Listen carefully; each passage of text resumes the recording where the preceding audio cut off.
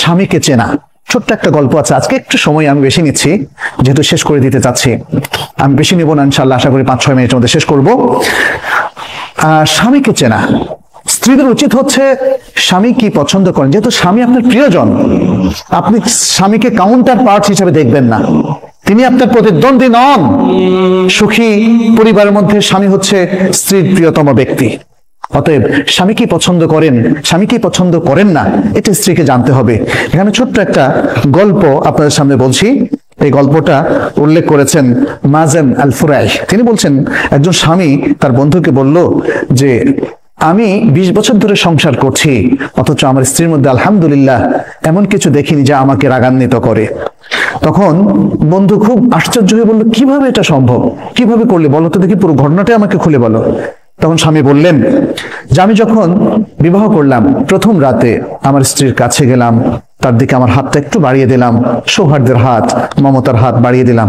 স্ত্রী আমাকে বলল, একটু ওয়েট করুন প্লিজ, আমি আপনাকে কিছু বলবো হে আবা উমাইয়া।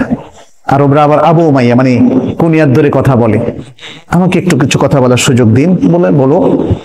তখন স্ত্রী শুরু করলো যেভাবে, যেমন বললো আলহামদুলিল্লাহ ওয়াসসালাতু ওয়াসসালামু আলা রাসূলিল্লাহ, ছোট্ট খুতবা দিয়ে শুরু করলো। বললো আমি আপনার কাছে এমন একজন অপরিচিত মহিলা, আমাদের বিবাহ বন্ধন হয়েছে আজকে প্রথমবারের মতো আমাদের সাক্ষাৎ হচ্ছে, সুতরাং এখনো তো পরিচিতি আমাদের ফুল হয়নি। আমি জানি না আপনার কি আখলাক, আমাকে আপনি বলুন যে আপনি কি পছন্দ করেন, তাহলে সেটি আমি করব, আর আমাকে বলুন আপনি কি অপছন্দ করেন, তাহলে সেটি আমি বর্জন করব। এভাবে এতটুকু কথা বলে তিনি কি বললেন, যেটা আমরা খুতবায় বলি, আকুলু কাউলি হাদা ওয়া আস্তাগফিরুল্লাহ লি ওয়া লাক। আমি আমার এই কথাটা আপনার সামনে পেশ করলাম, আর আপনার জন্য আমার জন্য আল্লাহর কাছে আমি ইস্তেগফার করছি। সুবহানাল্লাহ। অনেকে হয়তো বলবেন, আরে এটা তো দেখি ওয়াজ করতেছে বিয়ের বাসর রাতে, এটা তো অস্বাভাবিক রকম লাগতেছে। বাসর রাতে আমরা শুনি অন্যরকম সোহাগী কথাবার্তা, যেটা সাহিত্যের মধ্যে, গল্পের মধ্যে, উপন্যাসের মধ্যে আমরা পড়ি। আমি এখানে আমার থেকে অ্যাড করছি, সেটা হলো দেখেন, গল্প উপন্যাস আমাদের চিন্তা চেতনা কালচার পাল্টে দিয়েছে।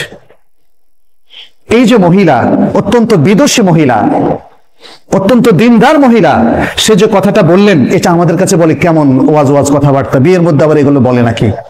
কারণ আমরা যে গল্প, সাহিত্য, যে আচার অনুষ্ঠানে অভ্যস্ত হয়েছি, এটা মানুষের তৈরি করা, সেগুলো আমাদের কালচার পরিবর্তন করে দিয়েছে। এই সুন্দর দিনদারি আমাদের থেকে একদম ছিনিয়ে নিয়ে গিয়েছে। মহিলা আজকে এত সুন্দর কথা বললেন, স্ত্রী ওই বন্ধুকে বলছে, আমার স্বামী বললেন, আমার স্ত্রীর কাছে যখন আমি এই কথাটা শুনলাম, ভাবলাম যে আরে এটা তো দেখি অত্যন্ত সুন্দর কথা, তাহলে তো আমাকেও একটা ভাষণ দিতে হবে। তখন তিনি বললেন, কি বললেন, আলহামদুলিল্লাহ ওয়া উসাল্লি আলা নবী ওয়া আলিহি ওয়া সাল্লাম, সকল প্রশংসা আল্লাহর জন্য এবং নবী সাল্লাল্লাহু আলাইহি ওয়াসাল্লামের উপর সালাতু সালাম।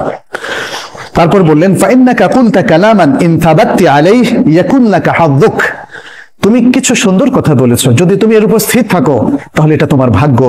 ওয়া ইন তাদঈহি ইয়াকুন হুজ্জাতান আলাইক, আর যদি তুমি এটা দাবি করে থাকো যেটা তুমি পরিপালন করবে না, তাহলে এটা তোমার বিরুদ্ধেই হুজ্জত হিসাবে, দলিল হিসাবে থাকবে। তাহলে জেনে রাখো, আমার এই জিনিসগুলো পছন্দ, এই জিনিসগুলো অপছন্দ। আর মনে রেখো, আমার যদি কোনো সুন্দর কিছু তুমি পাও, সুন্দর কোনো অভ্যাস, তাহলে সেটা তুমি প্রচার করো, আর যদি খারাপ কিছু দোষ তুমি খুঁজে পাও, সেটা তুমি গোপন রেখো। স্ত্রী বললেন এরপরে, আচ্ছা ঠিক আছে, এটা আমি মেনে নিলাম। আমার পরিবার পরিজন যদি আপনার সাথে দেখা করতে আসে, এটা আপনার কাছে কেমন মনে হবে, কেমন ভালোবাসবেন আপনি? বলল যে খুব বেশি জিয়ারত করুক এটা আমি চাই না, মাঝে মাঝে করতে পারে। এরপরে তিনি বললেন, স্ত্রী জিজ্ঞেস করলেন যে আপনার প্রতিবেশীদের মধ্যে আপনার ঘরে কারা কারা আসুক বলে আপনি মনে করেন এবং কাদেরকে আপনি নিষেধ করেন? তখন তিনি বললেন যে আমার প্রতিবেশীদের মধ্যে এরা খুবই সজ্জন ব্যক্তি, এরা আমাদের বাসায় আসতে পারে, আর এরা অসৎ, এরা আমাদের বাসায় আসবে না। তারপরে স্বামী তখন তার বন্ধুকে বললেন যে ওই রাতটা ছিল আমার জীবনের সেরা রাত, একটা সুন্দর রাত আমি যাপন করলাম আমার স্ত্রীর সাথে। এরপরে আরেকটা ঘটনা তিনি বললেন যে 1 বছরের মাথায় এভাবে চললো, আমি আমার স্ত্রীকে খুব ভালো স্ত্রী হিসাবে পেয়েছি, এবং তারপর আমার শাশুড়ি একদিন 1 বছরের মাথা আমি এসে দেখলাম আমার বাসা আসলেন, আমাকে জিজ্ঞেস করলেন যে তোমার স্ত্রীকে তুমি কেমন পেয়েছো? আমি বললাম অত্যন্ত ভালো স্ত্রী হিসাবে আমি পেয়েছি, যিনি আপনার কন্যা। তারপর আমার শাশুড়ি আমাকে বললেন, হে আবু উমাইয়া, কিছু নসিহত করলেন। দেখো, ছেলেরা বা পুরুষেরা তাদের ঘরে তাদের প্রিয়তমা স্ত্রীর কাছে কখনোই অকল্যাণকর কিছু পায় না। সুতরাং তুমি তোমার সেই স্ত্রীকে কিছু আদব শেখাও, কিছু শেখাও, এবং তাকে তুমি ভদ্র করো, শালীন করো, সুন্দর করো। আচ্ছা, এখানে স্বামী তখন বললেন যে আমি আমার স্ত্রীকে সারা জীবনে 20 বছরের মধ্যে একবারও খারাপ পাইনি, শুধু একবার মানে কখনোই আমাকে তার সাথে খারাপ আচরণ করতে হয়নি, একবার খারাপ আচরণ করেছে এবং তখন আমি ছিলাম জালেম। সুবহানাল্লাহ। এই হচ্ছে আমাদের মেয়েরা, মুসলিম মেয়েরা। কিন্তু আজকাল এই মুসলিম মেয়েদের মধ্যে যে জিনিসটা ঢুকেছে, অপকালচার ঢোকার কারণে আজকে আমাদের মেয়েরা আসলে বিভ্রান্তির পথে হাঁটছে, ফলে নানা রকম পতন দেখা দিচ্ছে।